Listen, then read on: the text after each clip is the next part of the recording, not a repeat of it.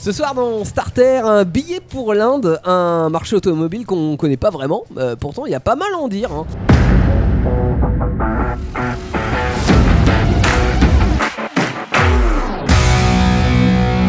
Déjà pour bien resituer le truc, l'Inde c'est 1,38 milliard d'habitants, c'est 18 fois la France, t'as dit.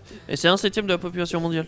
Donc c'est énorme. Ouais. Et pourtant il y a que 3% des gens qui ont des voitures là-bas. Alors déjà c'est dominé par les deux roues, c'est de l'ordre de 80-20, hein. 80% pour les deux roues, 20% pour les voitures. Le développement de la voiture personnelle, en gros il a 30 ans à peu près, et encore, hein, je dirais même 20-25 ans. Récent, ouais. Avant c'était ultra rare parce que bien trop cher par rapport au niveau de vie des Indiens. Il va circuler. Il y a, tu le disais, les infrastructures, parce que, ou le manque d'infrastructures on va dire plutôt, quand il n'y a pas de route c'est un peu compliqué de voyager. Hein. C'est pas adapté pour les voitures, on va dire, de taille normale pour nous. Non, disons quand t'as des chemins comme ça, ouais, c'est compliqué. Non. Et quand il y en a, en principe ils sont pas seuls dessus, et c'est un euphémisme, hein. C'est-à-dire que dans les grandes villes, c'est clairement c'est le bordel. Hein. Je vais prendre Bombay par exemple, mais bon c'est valable dans toutes les grandes villes d'Inde. Bombay. Déjà alors c'est Bombay parce que l'état des routes est désastreux.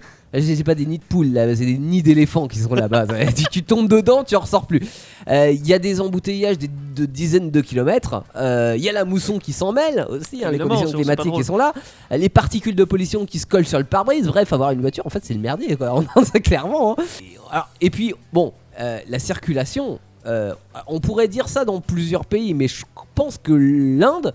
Et l'un des pires. C'est le pompon sur la Garonne. Arrêtez-moi cette expression, mais si tu sais conduire en Inde, je pense que tu sais conduire partout. Tu leur dis code de la route, ils te disent quoi ? Et pourtant, ils sont fans d'automobile, hein, les Indiens. Il y a des clubs, il y a des rassos, il y a des garages aussi qui sont prêts à te trouver n'importe quelle pièce. Et s'ils trouvent pas la pièce, ils la refabriquent. Alors il la refabrique pas forcément au standard européen, oui, tu vois. Refabrique Madine moi. Oui, mais tu roules, c'est le principal. Et puis vu qu'il n'y a pas de contrôle technique, si tu veux, ça passe. Hein. Voilà. C'est bizarre ça. Ça veut dire que bon, on roule dans des merguez, mais mais on est fiers de nos merguez. Mais on est fiers de nos merguez. Voilà. Cela dit, mais pas que, parce que en vrai, en Inde plutôt, la voiture, il y a quand même ce côté vecteur social. Tu sais qu'on avait par exemple en France il y a encore quelques années. Avoir une voiture, c'est cool. Donc oui, forcément. Avoir une voiture, c'est cool. Et si t'as une belle et grosse voiture, plus t'as une belle et grosse voiture, plus tu pèses dans le game. Voilà. Ça veut dire que t'as réussi. Donc quitte à rouler en Lamborghini sur des chemins de terre au milieu des pousse-pousse et des mobylettes, tu vois, c'est vraiment t'as du fric. Et c'est cet amour de l'automobile et le potentiel, on va dire aussi de développement du marché, hein. Je rappelle 32 voitures pour 1000 habitants, ça veut dire qu'il y a de la marge, hein. Qui fait que les constructeurs étrangers, alors que ce soit les Européens ou les Américains, exactement, ont investi le marché de l'Inde dans les années 2000 à peu près. C'était une époque où il y avait une croissance à deux chiffres, donc on voyait l'Inde un peu comme le nouvel Eldorado, c'est d'ailleurs ce que c'était. Sauf que ça s'est pas passé exactement comme prévu depuis ce temps-là. Il y a eu plusieurs choses. En fait, déjà sur le niveau de vie, alors ça a bien augmenté dans les années 2000, ce qui a permis d'imaginer que ça allait faire comme en Chine par exemple. Sauf que depuis une dizaine d'années, ça a plutôt tendance à stagner et ça n'a pas atteint, si tu veux, un niveau suffisant pour que la classe moyenne puisse accéder à l'automobile. On n'est pas encore, tu vois, on est encore dans une, je vais pas dire d'une élite, mais disons une classe aisée qui peut accéder à l'automobile. Le gouvernement indien n'a pas arrangé les choses non plus, puisque à partir de 2016, ils ont voulu démonétiser le pays. Alors ça permet d'éviter apparemment la corruption, hein, quand avant mais culturellement parlant, c'était pas dans les mœurs. C'est-à-dire qu'avant, t'arrivais chez un concessionnaire en Inde avec la liasse de billets. Paf, tu posais sur la table, je veux une voiture, tu vois. Depuis qu'on a démonétisé tout ça, le côté leasing, prêt, etc., c'est clairement pas dans les codes. Donc les Indiens ont tendance à acheter moins de voitures. Ça a freiné globalement l'économie du pays et ça a fait aussi en sorte que si l'économie tourne moins bien, les banques prêtent moins aussi. Donc, et quand on sait que l'économie quand même de l'automobile en Inde, c'est leur plus grand marché, hein, 9% du PIB quand même. Oui, c'est énorme. C'est énorme. Ouais. Il y a la loi aussi qui a évolué alors depuis 2-3 ans là, à peu près, l'obligation que les voitures neuves respectent une norme d'émission de CO2 et il a fallu mettre à jour tout ça avec forcément une répercussion sur les prix. Ce qui a fait que la voiture en prix a augmenté et donc forcément si tu augmentes les prix ça veut dire qu'il y a encore moins de gens qui l'achètent. Ouais, c'est vrai. Et puis la marge est basse quand même là-bas parce que le prix moyen d'une voiture c'est 5 000 €. Tu vois, chez nous c'est 26 000. Là-bas, moins c'est cool. 5000. Tu vois, Je vais aller en Inde acheter une voiture. petite différence quand même. Hein. On est bien obligé de faire des concessions quelque part si tu veux quand tu vends une voiture à 5000 déjà. Oui. Alors crash test, c'est 0. ouais, j'irais même moins 10. Quoi. Si je passais à leur cap, c'est un peu flippant, mais bon. En même temps, si tu sors pas de la ville ou que tu avances à 20 km/h, c'est vrai que t'as pas besoin. Ça va. Oui. En tout cas, c'est vrai que jusqu'à maintenant, il y a eu, on va dire, 2 stratégies. Si tu vends des vieux modèles à moins cher, mais souvent encore trop cher, malheureusement. Donc, par exemple, Ford a tenté l'aventure et ils ont dû fermer l'année dernière. Ça fait pas mal de dégâts. Hein. Ils ont dû mettre, je sais plus, je crois que c'est 1400 personnes au chômage. Ça a été un petit peu compliqué pour eux.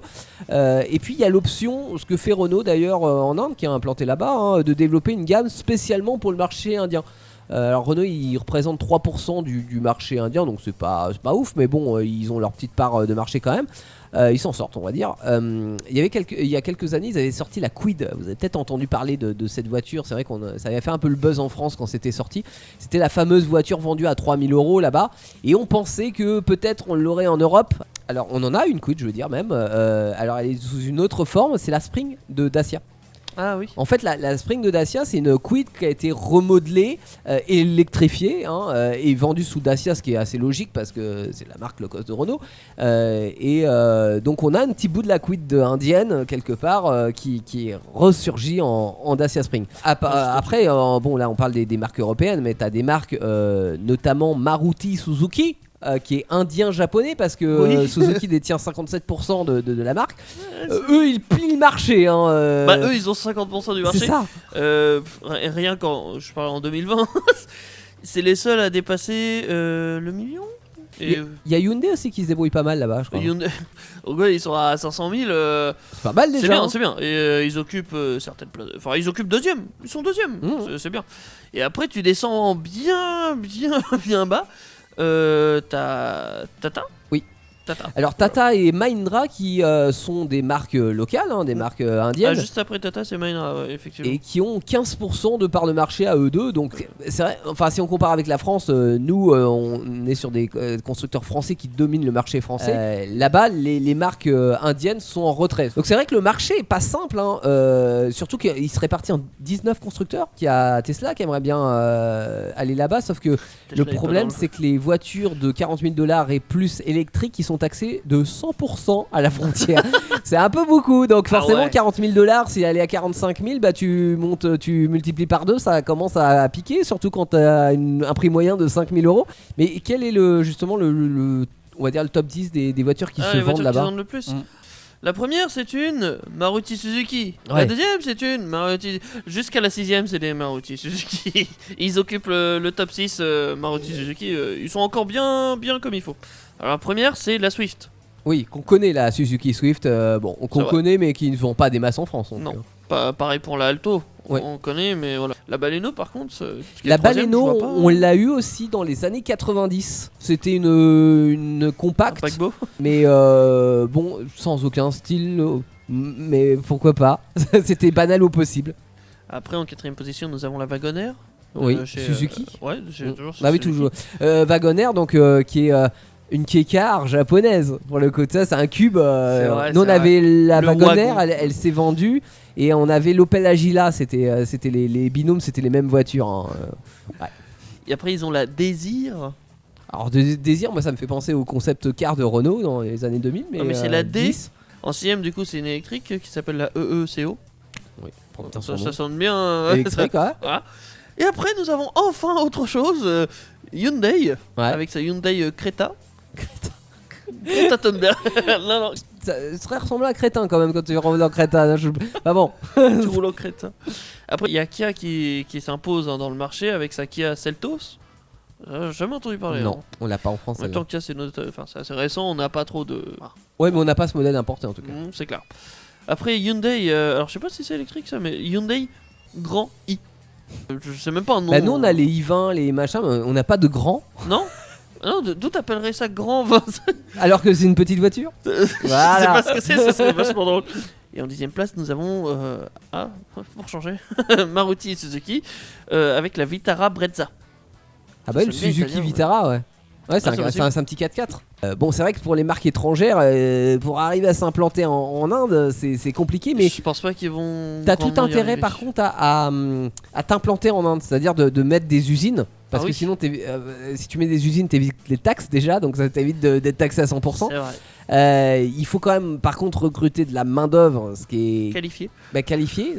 Et clairement, ils sont pas aussi qualifiés que chez nous. Bah donc, c'est-à-dire qu'en sortie d'usine, ça fait des voitures qui sont moins bien finies. Tu peux pas dire je produis en masse pour exporter dans d'autres pays, et par exemple les pays européens, ce qui ferait baisser les prix de production. Mais ça doit quand même être sexy parce que tu aimes les voitures en Inde et donc des voitures sympas. Tu veux pas des vieux modèles des années 90 qui sont vendus là-bas. Faut que ça soit quand même bien équipé aussi. Si tu fais des petites voitures électriques, je pense que t'as moyen de percer en Inde après. Je pense que c'est une voie à suivre parce que si tu prends en considération tout ça et que les gens sont fans de bagnoles, etc., mais qu'il faut vendre tout ça très peu cher, je trouve que en thermique, c'est quand même une équation qui est vachement difficile à résoudre. Oui. Nous, on a du mal. Nous, clairement, on est très réfractaires. Mais non, mais il y a deux choses. C'est-à-dire que nous, en Europe, on a du mal pour deux raisons. C'est que, premièrement, on a un marché automobile qui est un marché mature. Donc, ça veut dire qu'en fait, on va remplacer sa voiture par une autre voiture. Là-bas, on est encore dans la primo-accession à l'automobile.